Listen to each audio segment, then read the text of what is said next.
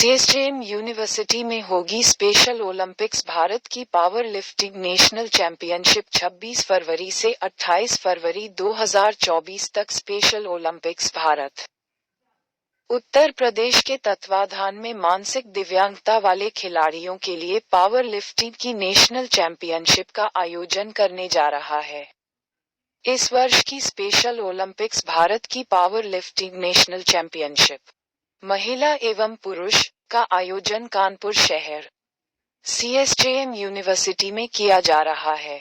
ये 3 दिवसीय कार्यक्रम 26 फरवरी से 28 फरवरी 2024 तक आयोजित किया जाएगा, जिसका शुभारंभ 26 फरवरी को प्रातः 11 बजे सीएसजेएम यूनिवर्सिटी ऑडिटोरियम में किया जाएगा, जिसमें मल्लिका नड्डा, अध्यक्षा, स्पेशल ओलंपिक्स भारत, अतिथि के रूप में सम्मिलित होंगी। इस कार्यक्रम विशेष में अन्य सम्मानित अतिथियों के भी शामिल होने की संभावना है। यह उत्तर प्रदेश में होने वाली राष्ट्रीय स्तर की पहली प्रतियोगिता है। स्पेशल ओलंपिक्स भारत केंद्र की मोदी सरकार एवं उत्तर प्रदेश को योगी सरकार के खेलों को बढ़ावा देने के प्रति वचनबद्धता हेतु इस कार्यक्रम का सफल आयोजन करने के लिए प्रतिबद्ध है। इस चैंपियनशिप में भारत के 23 राज्यों से 180 मानसिक दिव्यांगता वाले एथलीट भाग लेंगे। इस पावरलिफ्टिंग प्रतियोगिता के अंतर्गत बेंच प्रेस, स्क्वैट, डेडलिफ्ट आदि प्रतियोगिताओं का आयोजन होगा। स्पेशल ओलंपिक्स भारत एक राष्ट्रीय खेल महासंघ है, जो 2001 में भारतीय ट्रस्ट अधिनियम 1882 के तहत पंजीकृत है और इसे भारत में विशेष ओलंपिक कार्यक्रम आयोजित करने के लिए स्पेशल ओलंपिक्स इंटरनेशनल द्वारा मान्यता प्राप्त है। इसे भारत सरकार के युवा कार्यक्रम एवं खेल मंत्रालय द्वारा बौद्धिक दिव्यांग व्यक्तियों के खेल के विकास के लिए एक राष्ट्रीय खेल महासंघ के रूप में प्राथमिकता श्रेणी में मान्यता प्राप्त है। स्पेशल ओलंपिक्स भारत अपनी राष्ट्रीय उपस्थिति के कारण सभी दिव्यांगताओं के लिए स्थापित नोडल एजेंसी है। स्पेशल ओलंपिक्स भारत उत्तर प्रदेश के अध्यक्ष मुकेश शुक्ला, संरक्षक सदस्य संजीव पाठक, कार्यकारी सदस्य डॉक्टर अभिषेक चतुर्वेदी, क्षेत्रीय निदेशक संजीव कुमार दोहरे तथा कार्यक्रम के पदाधिकारी उपस्थित रहेंगे।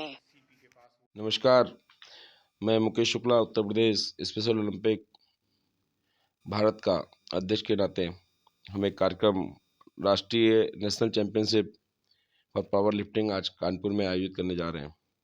इस पावर लिफ्टिंग में 20 से अधिक प्रदेशों के 200 से अधिक खिलाड़ियों की सहभागिता है। ये सभी वो खिलाड़ी हैं जिन्होंने अपने प्रदेश में अपने प्रदेश स्तर की गेम को जीता है और वहाँ पे उसकी टीम में सिलेक्शन हुआ है।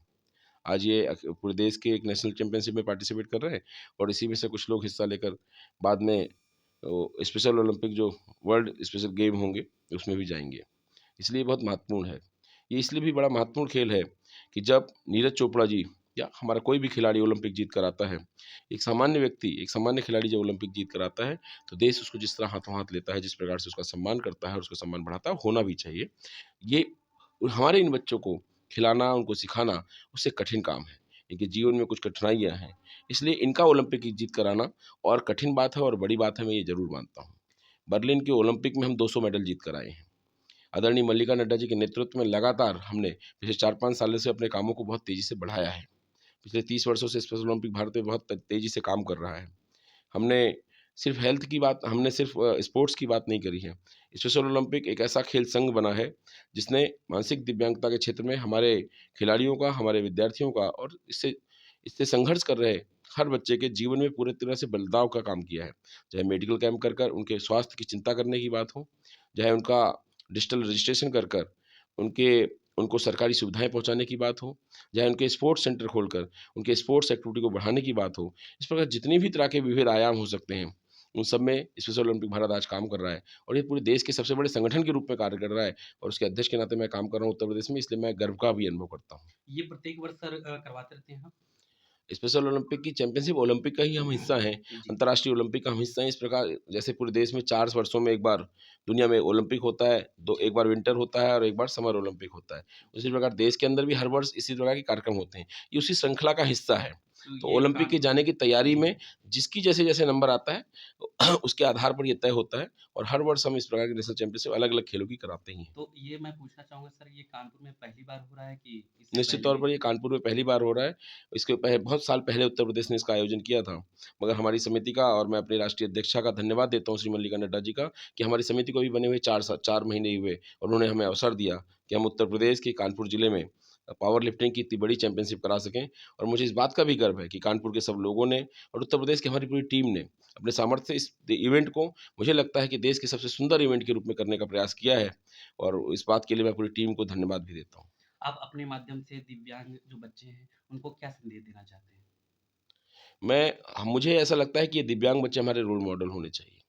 इनका जिस प्रकार का अपने काम के प्रति डेडिकेशन है, जिस प्रकार से ये अपने एक उद्देश्य को लेकर अपने काम को करते हैं, मैं समाज को ये कहना चाहता हूँ कि समाज को एक माननीय प्रधानमंत्री जी अभी मन की बात में हमारी चिंता करी, हमारे बारे में बात करी।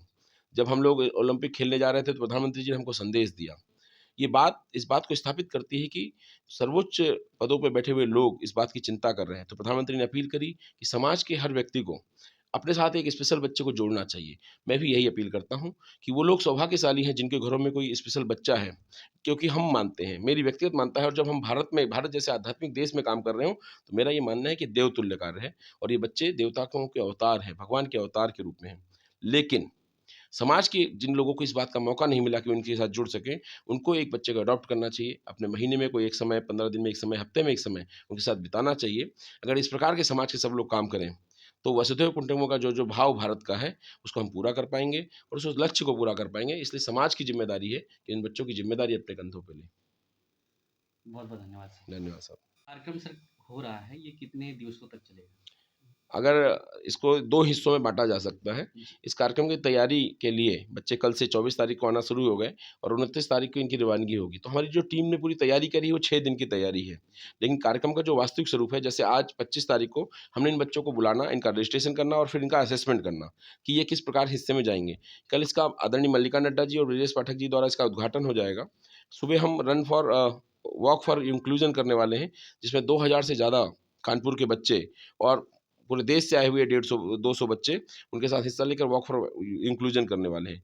उसके बाद 10:30 बजे माननीय उप मुख्यमंत्री ब्रजेश पाठक जी और मल्लिका नड्डा जी के नेतृत्व में हम इस कार्यक्रम का उद्घाटन करने वाले हैं, जिसमें टॉर्च रन होने वाला है, जिसमें टॉर्च लेकर खुद कानपुर के कमिश्नर साहब खुद उसमें हिस्सा लेने वाले हैं, अखिल कुमार जी। इसलिए मैं उनको भी बधाई देता हूँ और उसके बाद हम इस कार्यक्रम का शुभारंभ करेंगे।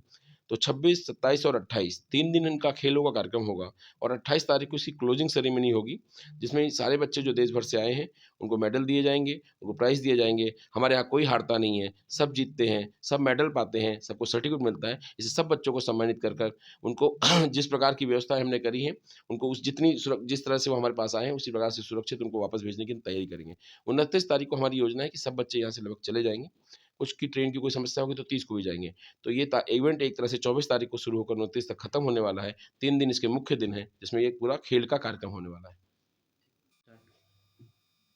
हमारा एक ही संदेश हो सकता है, जो हमारी ओथ के रूप में है कि हमें खेलने दो, हमें जीतने दो और अगर मैं जीत ना सकूं तो मुझे साहस को बार-बार हौसला दो, ताकि हम आगे भविष्य में भी जीतें। मुझे खेलने दो, मुझे मौका दो। यही हमारा ध्येय वाक्य है, उसी पे हम काम कर रहे हैं। मैं संजीव दोरे, किस दायित्व पर हैं आप? मैं स्पेशल ओलंपिक उत्तर प्रदेश का चेयरमैन हूँ। ये जो कार्यक्रम हो रहा है यूनिवर्सिटी कानपुर यूनिवर्सिटी में, ये किस प्रकार का हो रहा है? ये पावर लिफ्टिंग हो रही है। ये हमारे नेशनल गेम चल रहे हैं। हर स्टेट को एक गेम चूज़ करना पड़ता है। जी।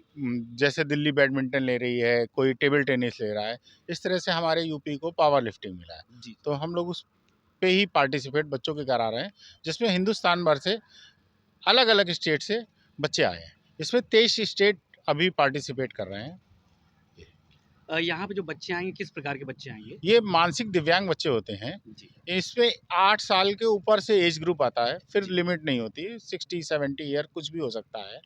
तो हर स्टेट से अपनी-अपनी टीम हर स्टेट वहाँ से चुनता है, जो उनके अच्छे बच्चे होते हैं, उनको भेजता है। ये जो जो आप बता रहे हैं, जो स्थापना हुई थी, कब हुई थी?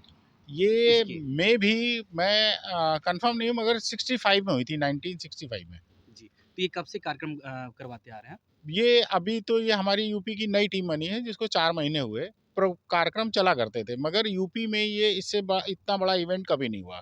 या तो आगरा हुआ है, और यूपी में कानपुर तो कभी नहीं हुआ है। मतलब प्रत्येक जिलों में हुआ कि सिर्फ़ आगरा में ही हुआ था? नहीं, आगरा ही में 2-3 बार से हुआ है। जी, अब ये प्रत्येक जिलों में होगा। अभी हमने स्टेट चैंपियनशिप कराई थी लखनऊ में। अभी मेरी आर्ट एंड क्राफ्ट की वर्कशॉप थी दिल्ली में। तो जी। ऐसे हम लोग अलग-अलग जगह कुछ प्रोग्राम कराते रहते हैं। अभी गाज़ियाबाद में भी एक इवेंट कराया था हम लोग ने। तो ये कानपुर में यानी कि पहली बार हो रहा है ये? पहली बार हो रहा है। जी। जी। इसके अलावा और जो है आप कौन-कौन सा जिला जो है स्थान चयन करके और बच्चों को इसमें प्रोत्साहन सब के लिए जिले से जी, प्रतियोगिता होती हैं, उसमें से बच्चे चूज़ होते हैं। तो जी, अभी मेरे पास आगरा से, गाज़ियाबाद से, कानपुर से हमारे बच्चे हैं। तो ये इतने अभी उससे चुने गए हैं। ये जो बच्चे आते हैं क्या इनका फार्म-वार्म में शुल्क भी कुछ लगता है कि नहीं, निःशुल्क कुछ नहीं, पूर्णतः रूप निःशुल्क से है, पूरा निःशुल्क है? निःशुल्क है। रहना, खाना, आना-जाना सब निःशुल्क होता है। जी, जी। आप ऐसे बच्चों को क्या संदेश देना चाहेंगे? बस मैं उनके माँ-बाप से या उनके पड़ोसियों से या हर उस व्यक्ति से कहना चाहूँगा कि उनको उस नज़र से नहीं देखिए, वो भी नॉर्मल ही हैं। वो आप उनको मानसिक दिव्यांगता की निगाह से नहीं देखिए। उनमें भी कुछ कर गुज़रने की क्षमता है। धन्यवाद।